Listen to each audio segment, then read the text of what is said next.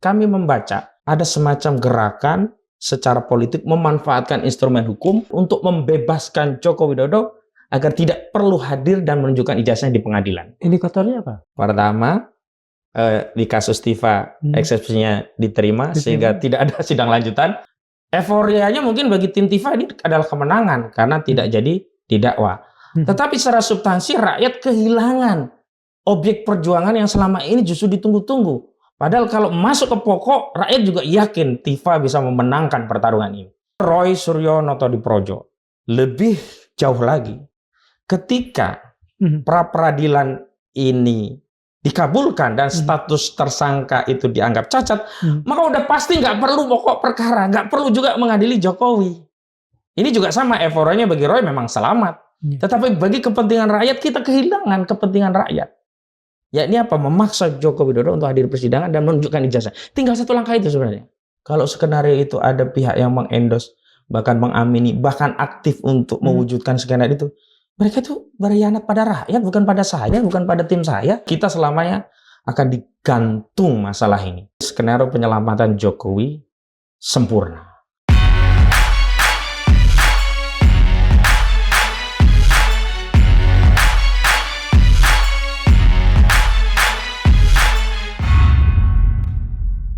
Bismillahirrahmanirrahim. Assalamualaikum warahmatullahi wabarakatuh.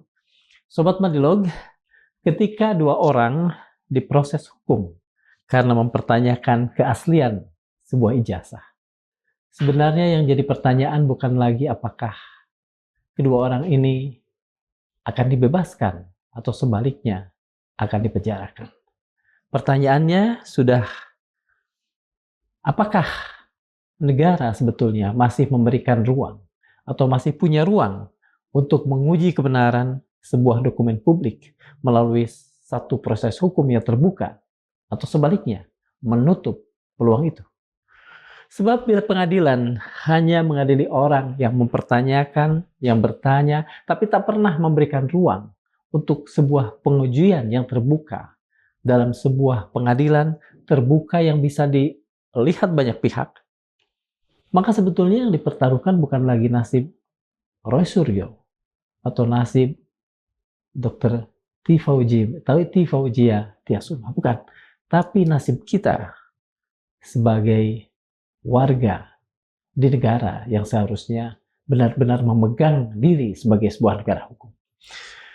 Maka untuk itu kali ini kita akan membedah perkembangan terbaru dari kasus Roy Suryo dan Dr. Tiva, sebab ada satu dokumen yang beredar, dan itu beredar luas sekali di berbagai medsos. Dokumen itu berisi analisis dari advokat Mas Ahmad Hozinuddin. Beliau menengarai ada pola yang membuat perkara ini menurut beliau tidak pernah akan menyentuh persoalan. Lalu kemudian muncul dugaan ada skenario bahwa Presiden Jokowi tidak saja tidak perlu hadir di pengadilan, tetapi juga tidak perlu bahkan menunjukkan ijazah yang selama ini menjadi pergunjingan kita semua sebagai rakyat bangsa ini. Selamat bertemu, Mas Hozinuddin. Selamat bertemu. Assalamualaikum warahmatullahi wabarakatuh. Waalaikumsalam warahmatullahi wabarakatuh. Mas, Anda di tulisan yang beredar luas itu, betul, sangat luas sehingga pagi-pagi saya ditelepon oleh seseorang di ujung timur. Ya, apa yang kemudian membuat Mas begitu yakin, atau katakan saja paling tidak kemudian mengangkat satu analisis bahwa ada modus upaya untuk penyelamatan Pak Jokowi dari pengadilan? Ya, bismillahirrahmanirrahim. Seorang dokter sebelum dia menyatakan seorang pasien itu sakit, mengidap penyakit tertentu, tentu yang pertama dia akan menganalisa adanya gejala. Walau setiap gejala tidak berarti diakibatkan penyakit tertentu. Misalnya panas yang tinggi, belum tentu karena satu hal, bisa jadi banyak faktor. Bisa jadi karena misalkan ternyata dia kena duri yang tajam sehingga demam hingga panas tinggi. Nah, dalam konteks kasus ijazah palsu itu kan kita pertama harus meletakkan posisi dalam kasus ini tidak sedang membicarakan nasib seorang Roy Suryo atau seorang T. Fauzia Tiasuma, atau di klaster pertama ada Rizal Fadila, Rustam Effendi, juga Kurnia Triroyani. Epicentrumnya ini luas. Ini persoalan tentang sebuah bangsa yang di dalamnya memuat tentang keabsahan satu dokumen yang pernah digunakan untuk memimpin bangsa ini selama 2 periode, dan ini tentu saja akan menjadi warisan sejarah bagi generasi selanjutnya. Kalau kita bicara tentang dugaan ijazah palsu Saudara Joko Widodo, harus kita sepakati bahwa ini persoalan rakyat. Sehingga kepentingan yang harus dikedepankan dalam persoalan ini adalah kepentingan rakyat. Dan kepentingan rakyat apa? Memastikan kasus ini tuntas sampai tidak ada lagi pertanyaan apakah ijazah tersebut asli atau palsu. Dan setelah melalui berbagai mekanisme yang hari ini beredar luas, akhirnya karena kita negara hukum, ujung-ujungnya adalah harus melalui peradilan. Memang pernah diupayakan sebuah pengadilan yang tidak perlu memangsa korban atau menumbalkan anak bangsa. Sehingga cukuplah dengan peradilan itu, kita harapkan ada seseorang yang pernah menjadi presiden dua periode itu punya sikap negarawan. Dalam hal ini Joko Widodo lah. Misalnya kalau Joko Widodo punya sikap negarawan saat digugat secara perdata, sebenarnya mekanisme peradilan perdata itu sudah cukup menjadi sarana Jokowi untuk membuktikan dirinya punya ijazah dan menunjukkannya di hadapan publik. Yang di Solo itu ya? Bukan hanya di Solo, yang di Jogja juga ada, di Solo juga ada, di Jakarta Pusat juga ada. Setidaknya ada 4 atau 5 gugatan perdata yang semuanya kandas karena Saudara Joko Widodo dengan kejumawaannya menyatakan bahwa Anda tidak punya wewenang untuk meminta ijazah saya ditunjukkan, dan saya tidak punya kewajiban untuk menunjukkan ijazah saya. Memang kalau kita gunakan pendekatan perspektif hukum, peradilan perdata memang tidak memaksa tergugat untuk hadir karena cukup diwakili oleh kuasa hukumnya. Tetapi ada proses mediasi yang sebenarnya prinsipal bisa datang, bahkan wajib datang untuk perkara tertentu untuk memastikan apakah orang yang digugat itu benar-benar mau menyelesaikan masalahnya. Dan terbukti dari 5-6 gugatan perdata terhadap Joko Widodo, tidak satu pun dihadiri oleh seorang Joko Widodo. Lalu kita melihat bahwa satu-satunya jalan untuk memaksa dalam tanda kutip ya Joko Widodo hadir di persidangan dan menunjukkan ijazahnya adalah proses pidana. Dan pidana ini diawali dari laporan Saudara Joko Widodo 30 April 2025 yang lalu. Lalu selanjutnya, dalam proses pidana ini, substansi yang paling penting untuk seluruh rakyat adalah hadirnya ijazah dan Joko Widodo di peradilan yang terbuka untuk umum, sehingga Saudara Joko Widodo tidak lagi memiliki alasan untuk tidak menunjukkan ijazahnya. Kenapa? Karena memang pengadilan punya wewenang memaksa jaksa untuk membuktikan dakwaannya. Memang kewajiban jaksa untuk menunjukkan barang bukti dan menghadirkan saksi yang punya barang bukti. Kewajiban jaksa menghadirkan ijazah Jokowi yang asli, kewajiban jaksa untuk menghadirkan Jokowi yang dia punya ijazah itu. Kenapa? Karena Saudara jaksa penuntut umum dalam perkara ini telah mendakwa T. Fauzia Tiasuma dalam perkara 301 dan Roy Suryo Noto Diprojo dalam perkara 300 yang keduanya terdata di Pengadilan Negeri Jakarta Timur telah melakukan fitnah dan pencemaran nama Saudara Joko Widodo. Artinya apa? Artinya yang punya kewenangan atau bahkan kewajiban membuktikan adalah jaksa. Dan dalam hal ini jaksa harus menghadirkan Joko Widodo dan ijazahnya untuk dibuktikan di pengadilan apakah asli atau palsu. Jika ternyata ijazah tersebut palsu, maka tidak ada delik fitnah dan pencemaran. Jika ternyata ijazah itu memang asli, maka terbuktilah ada fitnah dan pencemaran. Problemnya,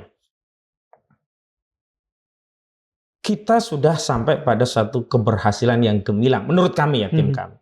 Karena telah mampu memaksa perkara ini sampai ke pengadilan, tidak berhenti di restoratif justice. Walau ada beberapa orang yang tidak dalam asuhan kami. Dulu dalam asuhan kami orang ini komitmen. Misalkan Egy Sujana dulu masih komitmen. Kemudian Rismon Sianipar juga dulu masih komitmen. Tapi begitu beralih ya oleh asuhan kuasa hukum yang lain, membentuk tim lain ya, RRT lah, Troya lah, macam-macam. Nah ini berubah, sebagian gugur. Tapi kami tegaskan, kami tidak pada posisi yang bertanggung jawab atas gugurnya orang-orang yang dahulu meyakini 11.000 triliun persen ijazah itu palsu dan sekarang berubah atau berbalik haluan sehingga dia tidak istiqomah kalau dalam bahasa agama sampai ke persidangan untuk membuktikan apa yang dia teliti dan dia yakini.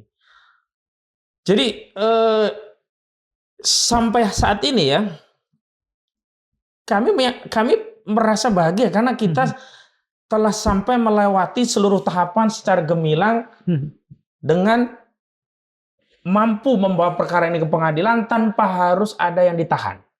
Karena dulu perjuangan kami yang pertama itu membongkar adanya pasal selundupan 3235. Karena ancaman di atas 5 tahun sehingga itu menjadi modus operandi untuk bisa menahan karena alasan objektifnya diantaranya adalah ketika seseorang itu tersangka dengan pasal yang ancamannya di atas 5 tahun.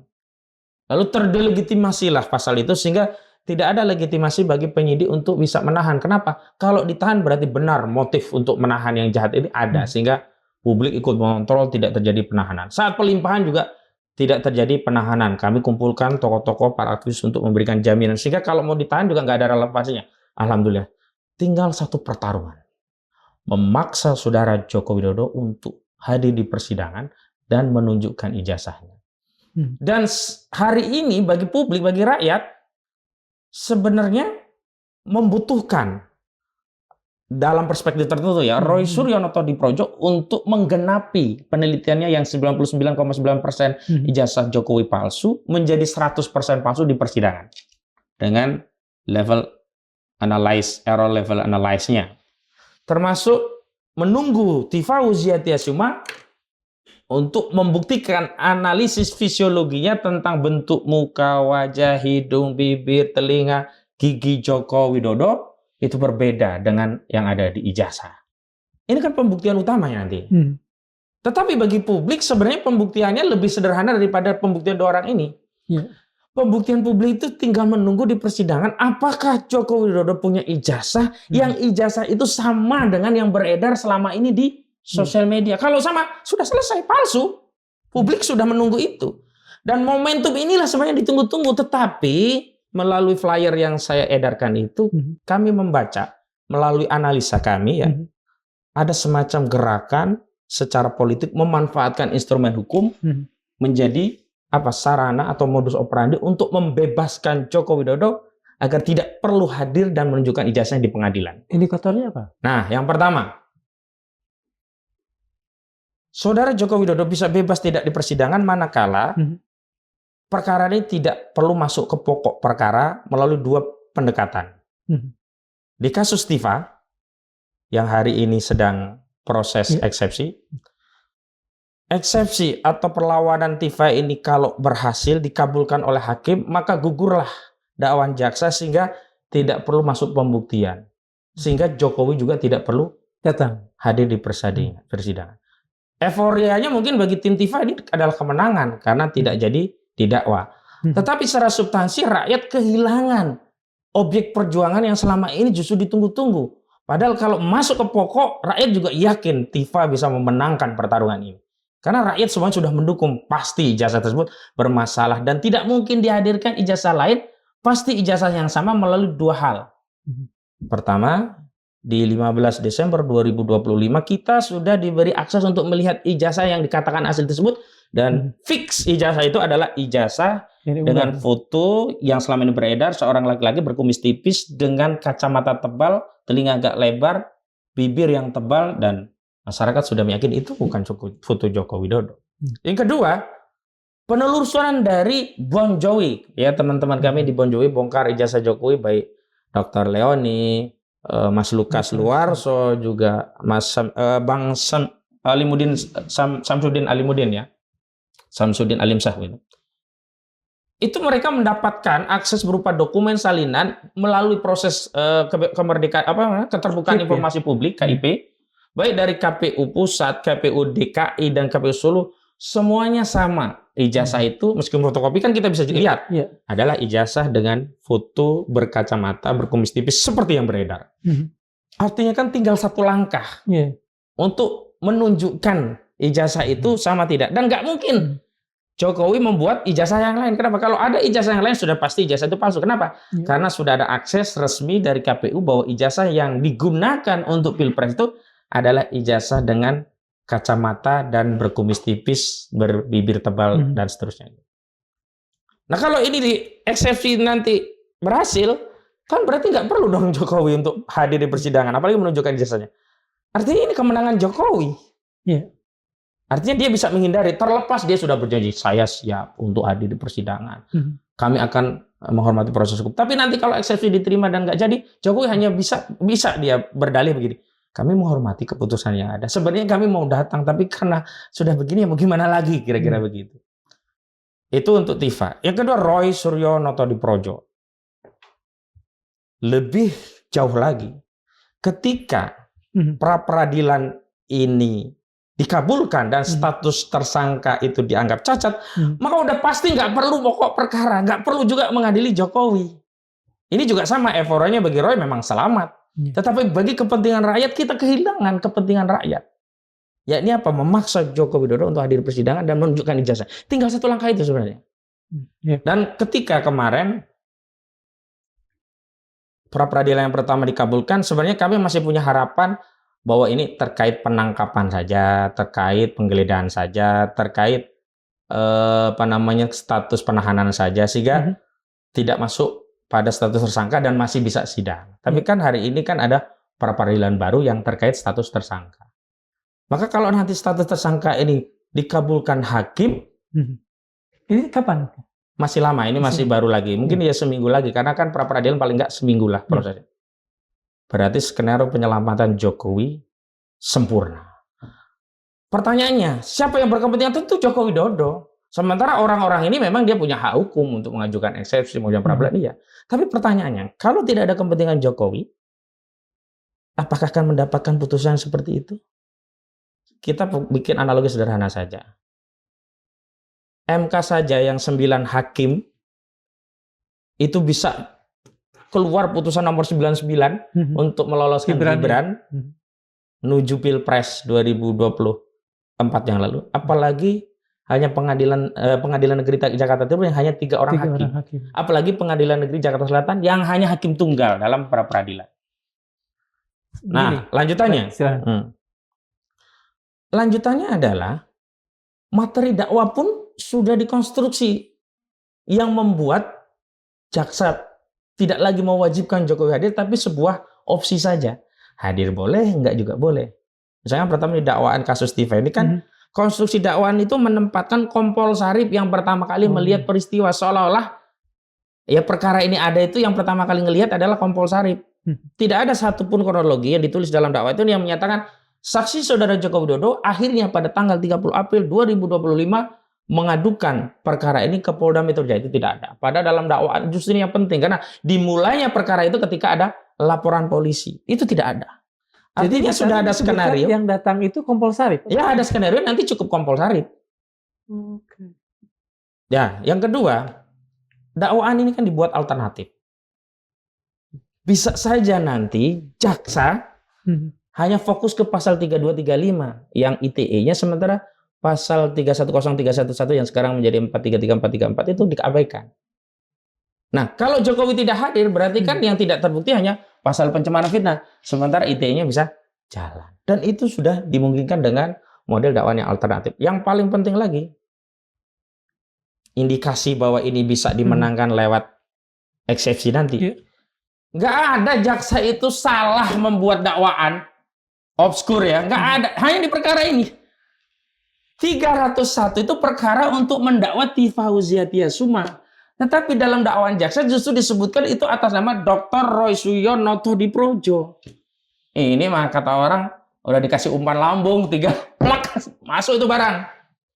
Sehingga mudah bagi lawyer untuk membuat eksepsi bahwa dakwaan obskur, tidak jelas karena ada kesalahan. Obskur itu kan bisa ketidakjelasan peristiwa yang memuat adalah orangnya, tempatnya, atau waktunya. Oh, semacam apa? Error in persona. Lah, obskur. Lah ini dakwaan siapa? Nggak mungkin jaksa sekelas Kejaksaan Negeri Jakarta Selatan, di Jakarta loh, bukan di daerah. Yang kedua disupervisi langsung ke Jati DKI loh. Memang administrasi Kejaksaan Negeri Jakarta Selatan, tapi yang mensupervisi langsung ke Jati DKI dan dekat juga dengan Jaksa Agung. Bisa jaksa salah. Dugaan kita ini ada kemungkinan unsur yang disengaja sehingga apa? Mudah untuk dieksekusi, sehingga hakim kalau nanti memutus di eksepsinya diterima dan dakwaan dinyatakan obskur, kemudian lepasnya, oh benar hakim, karena jaksa salah. Pada di balik itu ada skenario besar yang bisa kita baca adalah bagian dari upaya menyelamatkan Jokowi sehingga Jokowi tidak perlu diadili di persidangan. Mas, ya. Pernyataan itu, analisis itu, secara implisit sebetulnya seolah menuding bahwa ada konspirasi, ada skenario yang disusun bersama di pengadilan antara berbagai institusi yang terlibat di dalamnya. Kalau kita bicara itu bukan di Indonesia, mungkin itu dianggap sesuatu yang aneh ya. Tapi di negeri yang Sambo yang seperti itu, ya kan? Kemudian kasus-kasus lainnya yang kita lihat anomali kontradiksi begitu biasa, saya pikir itu hal yang biasa. Kemarin ya, Nur Hadi ya, Mahkamah Agung ketangkap suap ke seluruh hakim-hakim. Dia pengepulnya, ada emas 1 kilo lebih dan seterusnya. Kita tidak sedang seuzon, kita membaca gejala dan kita kaitkan dengan norma. Dan pertanyaan sederhananya begini, kalau perkara ini ya, status tersangkanya gugur, apakah tetap akan dipaksakan masuk pokok perkara? Kan enggak. Nah kalau pokok perkaranya nggak diadili, memang Jokowi harus hadir di persidangan? Kan enggak. Padahal ini kesempatan memaksa Jokowi untuk hadir di persidangan, ya dalam perkara pidana ini setelah Jokowi di 6 perkara perdata itu bisa mengingkari dengan dalih, saya tidak punya kewajiban untuk hadir, Anda juga tidak punya kewajiban untuk memaksa saya menunjukkan ijazah, tapi di pidana ini kewajiban hukum Joko Widodo. Yang dia merasa dihinakan sehina-hinanya, merasa direndahkan sederhananya, maka melalui jaksa dia harus membuktikan apa yang dimaksud hina sehina-hinanya, apa yang dimaksud rendah sederhananya dengan membuktikan ijazahnya asli. Saya ingin kembali mengulang, direndahkan serendah-rendahnya, dihinakan sehina-hinanya itu adalah pernyataan Pak Jokowi. Betul sekali. Berkaitan dengan berkaitan dengan kasus ini, kan seharusnya yang juga dibuktikan adalah bagaimana kemudian perasaan itu nyata dirasakan Jokowi dan dilakukan oleh kedua orang ini. Tapi berkaitan dengan Kompol Sarip ini gimana? Artinya sebetulnya apa yang disebut direndahkan, di apa itu bisa dikatakan kalau bukan bohong ya tidak tulus dikatakan bahwa dia merasa direndahkan sebetulnya. Sebenarnya ada 2 parameter ya, parameter objektif, parameter subjektif. Parameter subjektif terkait perasaan Joko Widodo yang harus dia sendiri hadir. Betul. Yang kedua parameter objektif tentang ijazah itu asli atau tidak. Kalau ijazah itu memang palsu, ya nggak bisa dia mengatakan fitnah. Subjektivitas apa mengatakan orang lain fitnah? Kenyataannya real gitu. Nah, kedua memang di parameter subjektif tadi nanti bisa saja menggunakan testimoni the audito melalui Kompol Sarip. Bapak cerita ke saya, beliau sangat terpukul, sangat merasa direndahkan. Makanya Bapak kemudian memanggil lawyer untuk menjelaskan ini sudah kelewat batas. Itu bisa diterima? Bisa. Nah, walaupun itu masuk kategori testimoni de audito. Makanya kalau nanti ini dibantah oleh lawyer, jaksa bisa mengalihkan ke dakwaan yang berikutnya, yakni ITE. Itu. Iya. Sehingga oke lah ini tidak terpenuhi unsurnya, dia lari ke ITE yang bisa masuk. Cuma pertanyaannya, itu pun masih mending. Kenapa? Karena tetap harus memaksa Jokowi datang. Cuman kalau mau skenario untuk penyelamatan Jokowi ini sempurna, mulai 2 mekanisme. Silakan. Pertama, di kasus Tiva eksepsinya diterima sehingga tidak ada sidang lanjutan. Kalau nggak ada sidang lanjutan, nggak bisa rakyat menuntut Jokowi hadir di pengadilan, bawa ijazahmu, nggak ada lagi. Yang kedua, melalui peradilan yang mengabulkan status tersangka itu batal. Lah kalau status tersangkanya batal ya nggak bisa jakwa mendakwa. Selesai, dan kita selamanya akan digantung masalah ini. Kita akan selamanya punya utang sejarah kepada generasi selanjutnya. Nah itu yang kemudian saya pernah katakan begini. Ketika kami 30 April 2025 yang lalu menerima advokasi, waktu itu 4 orang yang pertama dilaporkan ya, Rizal Fadilah, kemudian Tifauziah Tiasuma, Rismon Sianipar dan Roy Suryo. Kami kan buat deklarasi pembelaan di perjuangan di Gedung Juang. Iya. Apa coba latar belakang? Karena kami melihat kasus ini kasus rakyat, kasus publik. Kita tidak sedang membela Roy, Rismon, Tifa, atau Rizal Fadil, tapi kita membela kepentingan publik. Makanya kita tidak mengambil sedikit pun biaya dalam proses pembelaan ini atau pro bono. Beda kalau kasus-kasus pribadi ya kita minta bayaran, nggak cocok ya kita nggak pegang. Contoh misalkan Roy dulu kan pernah kena kasus setupanya Jokowi, itu kan pribadi, kita kan nggak bela. Kalau datang ke kita ya oke, saya bela asal ada biaya, kan biasa itu namanya jual jasa hukum.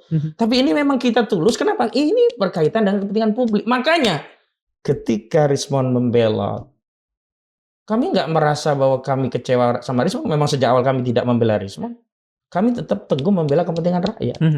Dan siapapun yang kemudian mau keluar dari perjuangan ini, dia sibuk untuk mencari keselamatan dirinya, tapi dia melupakan kepentingan perjuangan yang lebih besar, ya nggak ada masalah bagi kami. Justru yang penting hari ini adalah rakyat sudah punya keyakinan terkait ijazah itu sebenarnya tidak perlu membutuhkan ahli forensik Rismon Sianipar misalnya, tidak membutuhkan lagi ya error analisisnya si Roy Suryo, juga analisis fisiologinya Tifa Uziatia semua. Rakyat itu udah yakin kalau foto yang beredar seperti itu ya nggak mungkin asli. Tinggal butuh satu Jokowi hadir dan menunjukkan oh benar itu yang dia miliki. Nah peluangnya tinggal di peradilan pidana ini. Makanya analisa ini sengaja ya. Ada yang mengatakan oh strategi jangan dibuka. Enggak, ada strategi yang wajib dibuka. Agar apa? Agar strategi itu batal. Sehingga memang benar-benar kita melihat Joko Widodo hadir di persidangan. Bahkan Jokowi sudah berjanji. Kuasa hukumnya juga mengatakan ada, iya janjinya Jokowi kan kita tahu sendiri. 6.000 mobil SMK, ya kan, 11.000 triliun. Makanya kita harus kontrol gitu. Iya. Sebenarnya ini saya akan tanya gini, apakah manuver kalau itu ada yang dilakukan oleh pihak Pak Jokowi ini, apakah itu masih wajar dalam satu persidangan sesuai KUHAP kita, atau sebetulnya itu sudah tergolong satu pelecehan hukum? Kalau secara formilnya wajar. Wajar ya? Iya. Makanya dia berkelindan di balik manuver hukum. Misalnya begini ya. Pra peradilan dikabulkan, status tersangka dicabut, terus nggak jadi diadili. Jokowi santai mengatakan, loh, saya kan nggak hadir karena di pra peradilan. Loh, hakim kan yang mengabulkan, bukan saya loh. Selesai kan? Selesai. Sama juga. Itu kan eksepsinya diterima, hakim mengabulkan, bukan saya loh, hakim loh itu. Cuci tangan kan gampang. Tapi sekarang pertanyaannya, ada nggak sih putusan yang bisa segurih itu kalau nggak ada kehendak untuk ke sana? Berapa banyak permohonan pra-peradilan itu selalu kandas? Berapa banyak eksepsi itu dianggap angin lalu? Ya kan? Kalau yang beberapa orang mengatakan bahwa pra-peradilan yang ini kan baru Pak BG ya waktu itu. Iya saat itu. Nah, cuman tadi kalau kita bicara tentang analisis politik hukum, dalam kasus hukum itu yang dipersoalkan bukan siapa pelapornya, bukan siapa yang memutus, tapi otoritas mana yang menghendaki itu. Dengan kata lain, Mas sebetulnya percaya bahwa proses peradilan ini akan anti klimaks buat publik. Kalau hasil akhirnya seperti itu, tentu anti klimaks. Rakyat akan kecewa.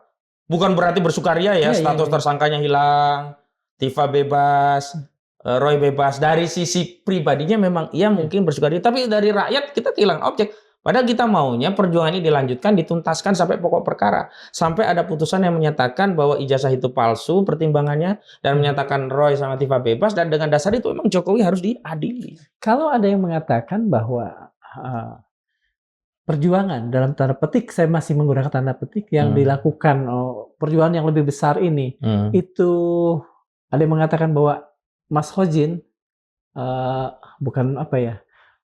menyandera leher orang untuk perjuangan ini, apa yang akan Mas Hojin lakukan? Saya begini, kalau menyandera itu kita tidak menginginkan orang itu berjuang sejak awal. Kan mereka sejak awal berjuang ke Jogja, ke Solo. Kalau sejak awal nggak berani berjuang ya sudah, nggak usah ke Jogja, nggak usah ke Solo, nggak usah bilang ijazah itu palsu, nggak usah bikin penelitian itu palsu. Kita ini mengawal agar orang yang berjuang itu konsisten sampai final, sampai garis finish. Dan juga tidak menipu atau mengkhianati orang yang memang menginginkan jalur sampai finish. Coba kalau orang tahu skenario-nya hanya selesai di sini, orang ogah membersamai. Saya pun ogah dari sejak awal. Kalau memang niatnya cuma mau selamat sendiri, kira-kira misalnya demikian. Tapi kalau saya lihat ini skenario-nya memang dari Jokowi yang memang takut sekali dia hadir sidang. Kenapa? Hari ini loh, dia ditolak di Lampung, sekarang mau ke Jawa Barat ditolak aja nggak jadi. Mau pindah ke NTT, nggak tahu kalau di NTT ditolak saja berat. Apalagi hadir di persidangan yang jelas orang seluruh Indonesia menantikan ijazahnya itu yang mana. Dan di benak publik ijazah itu ya nggak lain ya itu, tinggal menunggu klak gitu ijazahnya itu. Pasti takut Jokowi. Siapapun yang kemudian menggagas rencana ini, kalau memang rencana itu ada, ya kita asumsikan lah, karena bagaimanapun kita baru bisa mengasumsikan. Kalau kita asumsikan ini sengaja digelondongkan, maka pihak yang menggagas dan pihak kemudian yang menyambut skenario ini sebetulnya dia bertanggung jawab dan mengingkari bahwa paling tidak ada tim-tim Taka, tim Tokam, tim apapun. Sebentar, belum selesai. Ada tim-tim itu yang berjuang, di satu sisi ada Bon Jovi yang berjuang, kemudian ada PDIP yang menyerahkan bukti-bukti terakhir. Sekarang bukan lagi tim-tim itu. Kalau skenario itu ada pihak yang mengendorse, bahkan mengamini, bahkan aktif untuk mewujudkan skenario itu, mereka itu berkhianat pada rakyat, bukan pada saya, bukan pada tim saya. Karena masalah ini kan sudah masalah rakyat yang menginginkan ijazah dibongkar rakyat. Sekarang begini, logikanya sederhana. Balik lagi, kalau orang ini jujur ya, mau menghendaki sekedar cari aman sendiri, sudah jelas sejak awal rakyat tidak akan mau membersamai. Loh, energinya besar loh, rakyat mengikuti ini, pembelahan sudah begitu rupa, setiap daerah. Kalau saya ketemu orang, gimana ijazahnya di mana-mana? Ijazah ini sudah jadi perguncingan. Harus dituntaskan. Nah, ketika ijazah ini tidak sampai pokok perkara dan ada putusan yang bersifat inkrah, ya akhirnya apa? Selamanya rakyat ini ya akhirnya kecewa karena apa? Ternyata ada peluang untuk sampai menuntaskan itu tidak diambil gitu. Nah, itu pula sebenarnya Kang Darmawan ingat nggak? Sejak awal kan kami dibujuk oleh kubu Jokowi, pra peradilan saja, kalau tidak terima pra peradilan saja nggak terima. Kenapa dulu? Ya, saya buka sekarang. Kami konsisten menolak pra peradilan. Karena pra peradilan itu secara NCC ikut membantu menyelamatkan Joko Widodo. Termasuk pra peradilan Mas Roy begitu? Saat itu. Nah, hari ini bisa simpulkan sendiri lah. Kenapa? Karena ketika status tersangka dulu itu kita pra peradilankan dan gugur, ya udah nggak ada sidang lagi, Jokowi bisa bebas lagi gitu.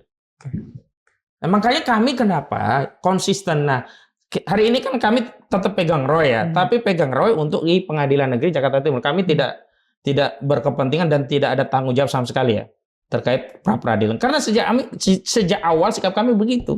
Dan sekali lagi kami membela orang ini bukan karena pribadinya, karena kepentingan rakyat. Apabila tidak sejalan dengan kepentingan rakyat, nggak ada masalah bagi kami. Karena kami juga nggak dibayar begitu. Tapi kepentingan kami adalah rakyat harus tahu ini loh value perjuangan yang selama ini dalam tanda petik seorang Kozinudin itu ngotot di media manapun, ini kepentingannya. Kalau misalnya kita coba melihat nasib Pak Roy Suryo, nasib Mbak Tifa,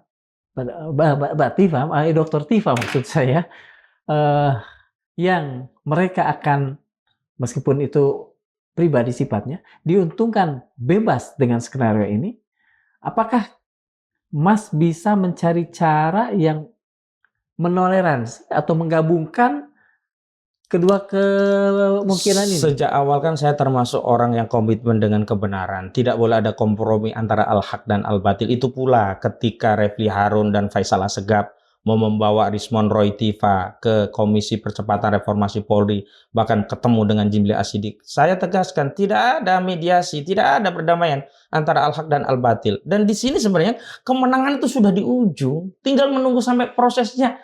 Nggak ditahan juga loh, kita sudah berhasil nggak ditahan. Apa sih? Kecuali ditahan, menderita di tahanan, nggak kuat. Ini tinggal di ujung. Tapi akhirnya kan orang akan mengambil sikap sesuai dengan value sesungguhnya sejatinya seperti apa sih? Kalau orang punya value yang sejatinya memang tidak seperti itu, maka akan terkikis, akan nampaklah wajah-wajah yang sejatinya. Karena itu ada game yang mengatakan bedak citra dari salon kekuasaan atau salon media itu akan runtuh dengan hujan fakta. Maka hujan fakta ini akan melihat orang wajah aslinya seperti apa. Termasuk kami, saya Ahmad Kozinuddin juga akan dilihat oleh publik. Sebenarnya seorang Ahmad Kozinuddin ini sedang bersolek citra menggunakan salon-salon yang ada di sosial media, atau dia sedang menunjukkan fakta, dan silahkan hujani Ahmad Kozinuddin dengan fakta yang ada. Tadi Mas Hozin mengatakan bahwa kalau 301 ya?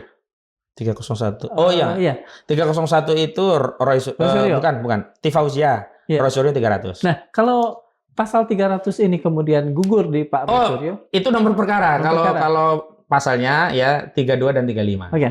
Nah, kalau misalnya pasal 32 dan 35 ahli-ahli yang kemudian dikejar oleh jaksa, bukankah kemudian Pak Roy posisinya menjadi lebih ringkih dan masih punya potensi besar untuk masuk? Dukungan rakyat itu yang besar, gak akan berani jaksa mengambil opsi itu, dan Jokowi nanti yang akan dapat reputasi rusak bahwa dia selama ini hanya omong doang.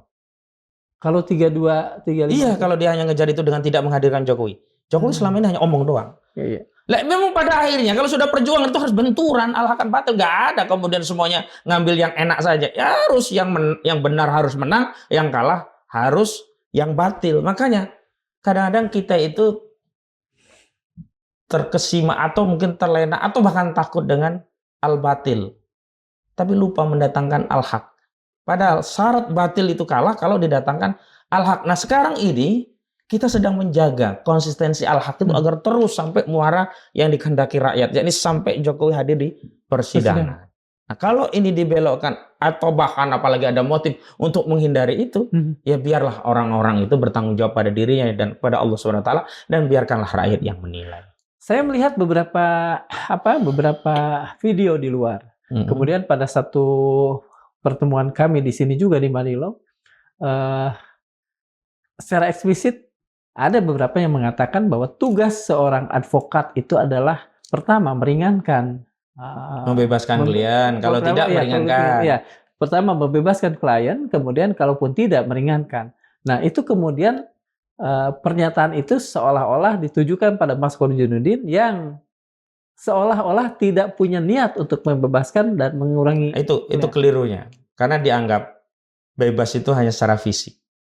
Misalkan seperti Egy Sujana, Dabe Hari Lubis, Sri Sumarno, bebas secara fisik. Ya. Tapi secara fisiologi, secara psikologi, secara perkawanan, secara reputasi, mereka terpenjara.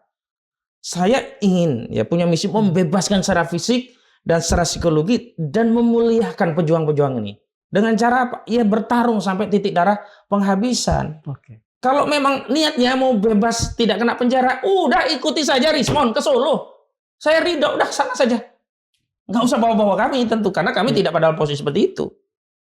Dan memang begini, begitu orang kalah pada titik substansi yang sedang diperdebatkan, memang sering menyerang pribadi dengan seolah-olah ingin menuntaskan kasus ini, dianggap ingin memasukkan orang ke penjara. Padahal apakah setiap orang yang masuk ke perkara pokok masuk penjara? Haris Azhar tidak, Fathia Malin Dianti tidak. Dia berlawanan dengan Luhut bin Sarpanjaitan, masuk pokok perkara dan divonis bebas. Harga dirinya naik Haris Azhar, Fathia Malin Dianti juga harga dirinya naik. Yeah. Terus kalau saya mengambil peran seperti Jahmada Girsang, menenteng klien saya ke Solo, nyembah-nyembah Jokowi ke Solo, memang wibawanya menjadi naik seperti itu? Enggak, saya tidak sekedar advokat, tapi saya bicara tentang perjuangan untuk membangun bangsa ini. Sehingga orang-orang yang ada di sekitar saya didik untuk menjadi orang yang komitmen dan negarawan. Jangan ikut-ikutan jadi politisi, yang penting kepentingan pribadi, yang penting cari aman. Enggak. Dan biarkan saya tidak kehilangan kawan yang dia beda value dengan saya. Dan saya sangat bersyukur mendapat kawan baru yang ternyata itu value-nya sama. Kenapa? Kita pada akhirnya akan berkumpul dengan orang-orang yang visinya tidak jauh beda dengan kita. Dan itu prinsip saya. Makanya hari ini saya juga berterima kasih orang-orang yang berkenalan dengan saya dan dekat dengan saya juga merasa punya prestis. Oh iya, saya dengan Bang Aka tetap akrab, berarti saya setidaknya nilainya sama dengan Bang Aka. Dan banyak orang-orang itu yang kemudian merasa kalau nggak saya apresiasi itu kok apa saya beda ya, apa saya pengkhianat ya. Sampai pernah satu ketika saya membuat tulisan apresiasi atas kemarin tidak jadi ditahan, itu kan saya sebutkan semua yang punya peran, termasuk Pak Guru Seno. Suatu ketika saya dijapri orang, saya kelupaan. Bang, saya kok nggak disebutkan. Oh. Artinya apa? Memang orang akan senang kalau dia itu pejuang membersamai perjuangan. Gak mungkin saya sekarang memberi apresiasi kepada Rismon Sianipar misalnya seorang, ya udah nggak ada, beda ya sudah selesai. Wong kemarin juga saya tidak sedang membela Rismon, saya sedang membela kepentingan rakyat. Kebetulan yang berjuang diantaranya Rismon. Begitu dia mengakhiri perjuangannya sudah. Dan itu berlaku pada siapapun, bukan hanya Rismon. Kalau ada yang mengakhiri perjuangan, saya komitmen. Sikap saya tegas. Dan itu mungkin ya dianggap oleh orang-orang sekitar yang tidak suka value yang jujur ini dianggap keras, dianggap nggak memikirkan lainnya. Enggak, justru ini kita memikirkan masa depan yang lebih besar, bahkan memikirkan seluruh rakyat. Ya kasihan coba rakyat selama ini nunggu-nunggu tiba-tiba nggak ada itu pembuktian ijazahnya. Ya Pak Mahfud padahal sudah ngomong yang harus dibuktikan dahulu itu adalah ijazahnya kan. Ya. Kalau ternyata persidangan untuk mengadili itu nggak ada, ya ngapain kita? Berarti energi kita selama ini habis, padahal tinggal di ujung. Padahal kalau memang niatnya tidak mau ke pokok, ya udah seperti awal aja gitu. Dan bahkan lebih jauh lagi, padahal kalau memang takut berjuang, ya sudah nggak usah berteriak tentang perjuangan. Itu jauh berwibawa ketimbang berteriak tentang perjuangan, tapi dalam perjalanannya berkhianat pada perjuangan itu sendiri.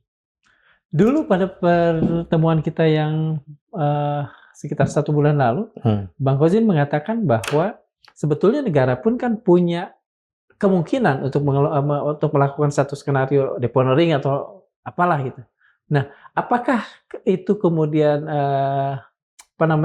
begitu ada katakan inisiatif, kita asumsikan lagi inisiatif dari Solo untuk melakukan ini, maka pemerintah pun tidak merasa perlu untuk melakukan itu. Saya melihat mungkin ini ya, saya nggak tahu ya sikap batin presiden seperti apa. Justru presiden ingin ini dituntaskan. Karena kalau di deponering, presiden juga takut seolah-olah presiden ingin menutupi perkara ini dengan kewenangannya sehingga tidak terjadi pembuktian. Maka presiden biarkan saja, biar bergulir sehingga tidak ada deponering, tidak ada SP3, tidak ada SKPP gitu. Karena kalau itu muncul, orang akan menuding ini gimana sih presiden, bukan memaksa orang menunjukkan ijazah saja malah di deponering, kira-kira begitu ya. Nah, saya dulu membahas itu sedang membaca agar itu tidak diambil gitu. Karena begini ya. Ada sesuatu kita sampaikan itu ada 2 fungsi, ada tujuan eksplisit, ada implisit. Dan saya podcast ini juga ada fungsi itu. Di antaranya saya mau menggiring bahwa kasus ini harus sampai ke persidangan. Dan kalau ini tidak sampai ke persidangan dan rakyat marah, saya sudah sampaikan ini loh analisisnya. Dan saya nanti akan ambil sikap terhadap hal yang seperti ini loh, sikap perjuangan yang benar. Rakyat hanya membersamai perjuangan yang benar dan setelah itu kita berlepas diri dari segala hal yang bukan tanggung jawab kita. Tapi tetap kalau kalau pengadilan Mas Rosuryo di Jakarta Timur itu berlangsung, Mas tetap berada di belakang. Saya masih ada kuasanya. Iya, dan karena itulah kami kemarin sudah mendaftarkan surat kuasa itu di Pengadilan Negeri Jakarta Timur untuk perkara Rosuryo dengan perkara 300/PIT-B/2026/PN-JKT-TMR. Justru saya mengantisipasi kalau ini digiring nggak jadi masuk ke pokok perkaranya. Karena terus terang yang khawatir itu dulu hanya masalah ditahan. Karena kalau pembuktiannya kan mereka ini kan sudah punya keyakinan juga kan. Ada yang 99,9%, yang satu juga meyakini secara fisiologi itu bukan anatominya wajah atau fisiknya Joko Widodo. Apalagi yang kurang. Tinggal nunggu dibuktikan kan. Gitu. Siapa sebetulnya yang bisa menggagalkan skenario ini? Tidak ada cara lain kecuali rakyat yang bersuara. Sebagaimana dulu skenario untuk menahan 3 orang ini ya, Roy, Rismon, dan Tifa itu gagal. Kenapa? Karena rakyat ikut membersamai, bicara. Semua tokoh menyatakan nggak relevan pasal 32, 35. Itu pasal utamanya adalah pencemaran di bawah 5 tahun. Akhirnya kan terdelegitimasi ketika akan mengambil tindakan. Dan itu terbukti loh, gemes sekali kubu Jokowi kenapa nggak ditahan. Sampai ada dari relawannya permohonan agar ditahan. Dan sekarang pun kirim lagi ke Mahkamah Agung. Minta agar pengadilan menahan. Tapi nggak bisa. Kenapa? Karena pembersamaan rakyat. Nggak mau juga negara ini mengorbankan reputasi negara hanya untuk nuruti pendukung-pendukung Jokowi ini. Kenapa? Sekali lagi menahan itu juga bukan kewajiban. Nggak ada dalam prosedur kuhap menahan. Apalagi presidennya ini kasusnya kasus pencemaran. Haris Azhar, Fathia Maulidiyanti lawan Luhut Bin Sarpanjaitan nggak pernah ditahan, tarung di pengadilan. Dan kami yakin kalau tarung di pengadilan, maka kemenangan yang diperoleh oleh Ari Hazal insya Allah juga akan kita menangkan. Apalagi kasus ini sudah didukung oleh, ya jauh lah perkara ini ya, epicentrum magnitudenya ketimbang perkaranya Haris Azhar ya. Semua perhatian menuju ke sini. Melibatkan lebih banyak orang. Gitu. Banyak orang, banyak ahli, banyak sumber daya juga ya. Dan saya itu kadang-kadang saya itu kan orang gampang berempati. Tim-tim saya itu kayak ada Bu Firka, Bu Susi, Mbak Kartika, ada Bang Jack, ya Aspardi Piliang, ada juga Bang Bahar, ada Mas Yasin, ada Bang Samsir Jalil, ada Bang Yani, ada banyak sekali ya, Pak Sugeng Martono. Itu semua kita setiap rapat dari jauh biaya sendiri, setiap kegiatan biaya sendiri. Kadang-kadang mereka ada yang bawa makanan, yang kadang mereka saling membiayai. Artinya apa? Inilah effort perjuangan yang memang kita berjuang itu bukan karena mencintai Roy Suryo, mencintai siapa namanya Rismon, mencintai Kurnia. Karena cinta itu kita mau berkorban. Tidak, karena kita melihat ini bukan perjuangan individu, ini perjuangan untuk rakyat. Karena itu kita mencintai rakyat, maka rela berkorban untuk rakyat. Visi itu yang tetap harus kita pelihara, dan ini sebenarnya yang diinginkan rakyat. Tuntaskan perkara ini. Dan kami tidak punya lagi hutang sejarah kalau kita menuntaskan.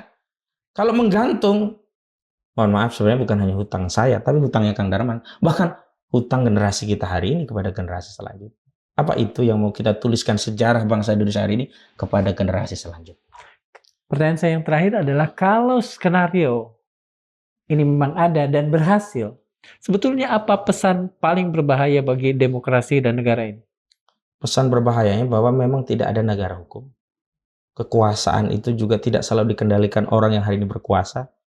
Maka ada kekuasaan yang lebih berkuasa dari negara yang bisa mengintervensi hukum, peradilan, kepolisian, bahkan negara itu sendiri mengikuti kehendak orang itu. Dengan kata lain, ada pergeseran dari negara hukum yang kita klaim menjadi sejatinya negara kekuasaan, begitu? Ya, bahkan negara kekuasaan yang orientasinya bukan lagi pada penguasa, tetapi pada orang tertentu yang meskipun dia tidak berkuasa, dia masih bisa mengangkangi kekuasaan.